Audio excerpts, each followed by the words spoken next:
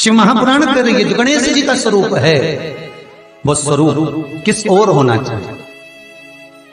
बहुत ध्यान से सुनिएगा हमारा कथा न छूटे आप। घर के दरवाजे पर अगर हम गणेश जी की मूर्ति, गणेश जी का फोटो, गणेश जी का टाइल्स बाहर की ओर लगा रहे हैं तो जाते समय गणेश जी का जो पृष्ठभाग है, पीठ है, वो पीछे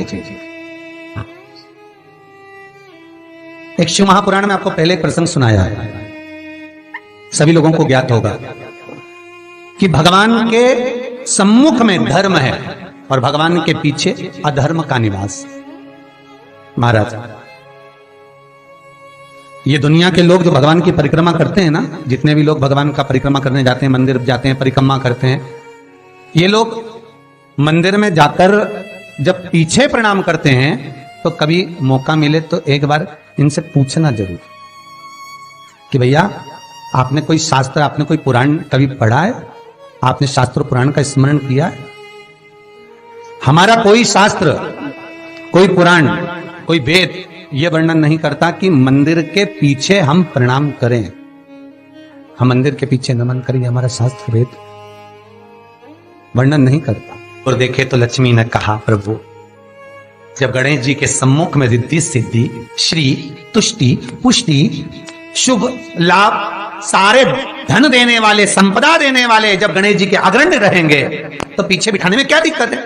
आप बर दे दो। भगवान विष्णु ने तथास्तु कह दिया। दरिद्रता दुख, तुम्हें बर देता हूं कि तुम गणेश जी के पृष्ठभाग में विराजमान होगे। इसलिए निवेदन है, मंदिर में नहीं, घर के अंदर, घर में जहां सबसे आगे फ्रंट में गणेश जी की टाइल्स, गणेश जी की मूर्ति, गणेश जी का फोटो प्रथम भाग में बिल्कुल बाहर फ्रंट में घर के दरवाजे के नहीं लगाने। क्यों? जब जाओगे तो पृष्ठभाग गणेश जी का तुम्हारे जाते समय पड़ेगा। जीवन में दुख, तकलीफ, कष्ट आते ही रहेंगे। जीवन में कभी भी आप करोगे बहुत कुछ, फैक्ट्रियां भी खोल सकते हो, दुकान भी खोल सकते हो, कार्य भी बड़ा कर सकते हो, पर सफलता नहीं मिल सकती, सफलता नहीं।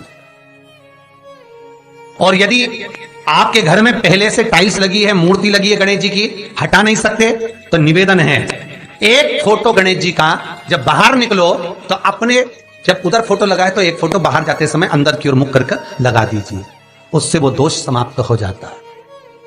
महाराज, वो दोष समाप्त। गणेश जी अगर लेकर आ रहे हैं तो बैठी हुई मूर्ति लेकर आए, और गणेश जी लाए, मना नहीं है। गणेश जी जब लेकर आए तो घर में बिठाने के लिए ला रहे हैं तो राइट सूंड का गणेश लेकर आए, सीधी हाथ का। आपका सीधा हाथ देख लेना, उसी के हिसाब से गणेश जी को अपनी ओर रखकर, या गणेश जी का सीधा हस्त कमल देख लेना। आपका तो उल्टा मान्य होगा जब आप देखेंगे तो गणेश जी का जो सीधा हस्त कमल हो उस साइड अगर गणेश जी की सूंड है तो वो सूंड का गणेश घर के अंदर विराजमान हो। उल्टी सूंड का गणेश, लेफ्ट सूंड का गणेश, ये गणेश व्यापार, व्यवसाय, फैक्ट्री, दुकान, बिजनेस, ऑफिस जगह पर विराजमान हो। बहुत ध्यान देना, उल्टी सूंड के गणेश बहुत कम बनते हैं। क्यों कम बनते हैं? इसका शास्त्रीय प्रमाण है। कभी किसी मूर्तिकार के पास जाना और मूर्तिकार के पास जाकर पूछना, भैया तुम उल्टी सूंड का गणेश क्यों नहीं बनाते? जितने भी बनते सीधी सूंड के बनते। कभी पूछना उससे, वो बताएगा कि उल्टी सूंड के अगर गणेश जी बनाए, 50 गणेश जी अगर उल्टी सूंड के बनाए हैं तो उसमें से कम 30 गणेश जी अपने आप टूट जाते हैं या बिगड़ जाते हैं। ये शास्त्रीय है। उल्टी सूंड का गणेश बहुत कम पक पाता है या मिट्टी का बन पाता। और यदि आपने अपने हाथों से भी उल्टी सूंड का गणेश मिट्टी का बनाया तो 10 दिन पूजन करोगे, 10 दिन के अंदर वो मूर्ति, वो सूंड, वो गणेश जी चटक जाएगा। उल्टी सूंड का गणेश टिकता ही नहीं है, वो बीच में से खंडित हो ही जाए।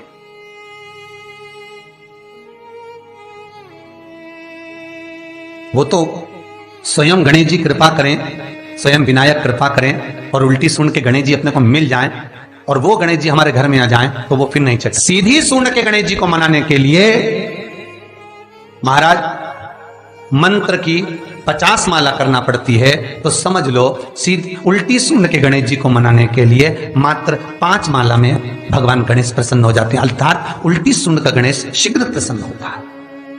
महाराज ब्रजमंडल में जब कभी जाओ, मथुरा के पास में वृंदावन से आगे लोहवन पड़ता है। कौन सा वन है? लोहवन।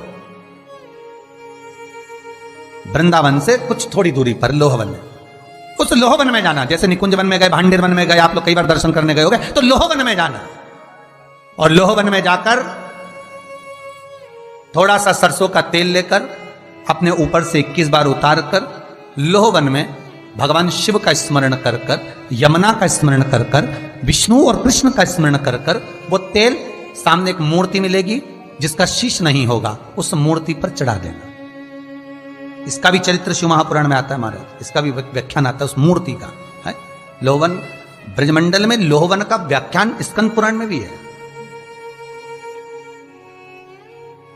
आप मेहनत कर रहे हो, फल नहीं मिल रहा, आप दुकान खोल रहे हो, चल नहीं रही है, आपका चित्तवृत्ति, आपके जीवन में सफलता आ ही नहीं रही, तो कहीं मत जाइए। आपके जीवन में 25 बार अंगूठी बदल के देख लिया, कभी पुखराज पहन लेते, कभी मोती पहन लेते, कभी नीलम पहन लेते, कभी कोई महाराज ने कहा तो ये कर लिया, कभी कोई महाराज बोला तो ये कर लिया, फल नहीं मिले, कहीं मत जाओ, कुछ मत पहनो, उसकी शरण में जाओ, उसकी शरण। लोहवन पहुंच जाओ, वृंदावन से 4-5 किलोमीटर की दूरी। रिक्शे वाले से बोलो कि वो लेके जाएगा, 5 रुपए लेता है।